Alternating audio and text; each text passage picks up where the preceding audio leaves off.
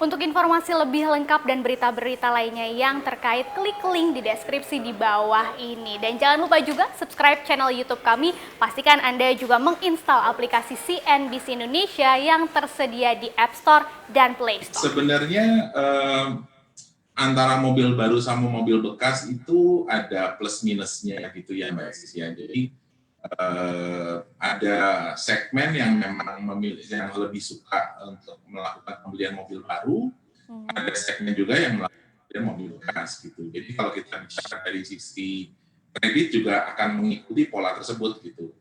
Jadi saat ini terutama di kota-kota besar sih sebenarnya masih cukup imbang-imbang gitu ya. Jadi kebetulan kalau Wuling Finance sendiri, SGMW Multifinance Indonesia, memang lebih banyak fokus ke mobil baru. Kami juga, tapi juga apa namanya bisa melakukan pembiayaan untuk mobil bekas. Jadi bisa dibilang kalau tadi saya lihat poolnya itu 60% mobil bekas, 30% kira-kira 35-40% mobil baru ya. Nah jadi sebenarnya tergantung yang berjalan sekarang juga sih. Dengan adanya pandemi ini, orang-orang juga mungkin kalau misalnya ingin lebih efisien, bisa juga ke mobil bekas. Tapi di sisi yang lain, mobil bekas itu juga memiliki agak yang harus diperhatikan adalah kualitas dari mobilnya itu sendiri, kira-kira gitu.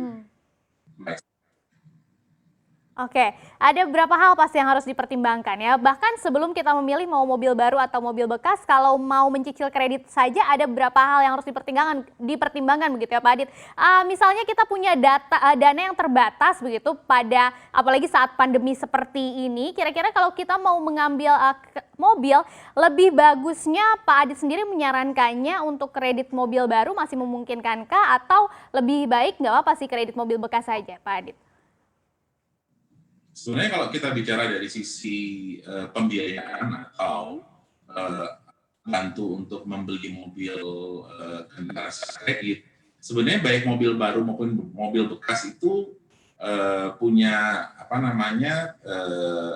punya titik-titik ketertarikannya masing-masing sih Mbak Eksis. Jadi kalau kita bicara di mobil baru, sebenarnya juga tingkat uang muka maupun tingkat suku bunganya itu sebenarnya sama-sama kompetitif juga, walaupun memang mungkin kalau kita bicara mobil bekas agak sedikit lebih mahal ya, karena kan kita juga berbicara tentang masalah resiko di kendaraan mobil bekas itu sendiri. Nah, tapi ini yang suka Sorry Pak Adit, yang suka salah kaprah juga ya, ada yang bilang katanya kalau beli mobil bekas justru akan mendapatkan tingkat bunganya yang lebih rendah. Tapi saya dengar juga justru karena resikonya tadi yang lebih tinggi sehingga seringkali diberikan tingkat bunga yang lebih tinggi, begitu ya Pak Adit?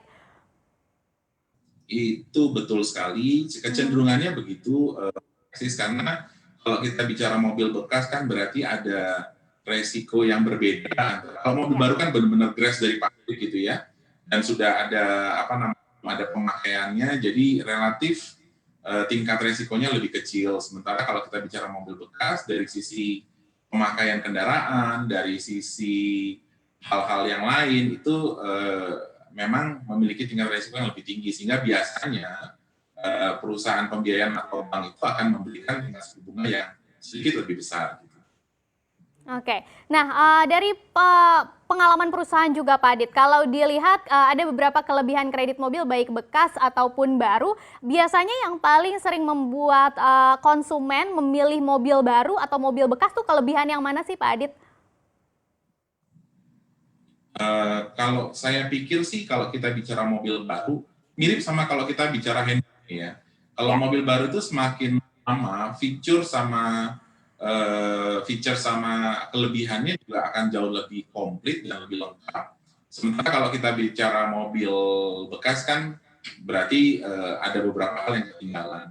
Jadi kalau saya pikir sih kalau kita berbicara beberapa kelebihan tersebut ya mungkin sangat tergantung dengan kebutuhan konsumennya sendiri sih Mbak Eksis.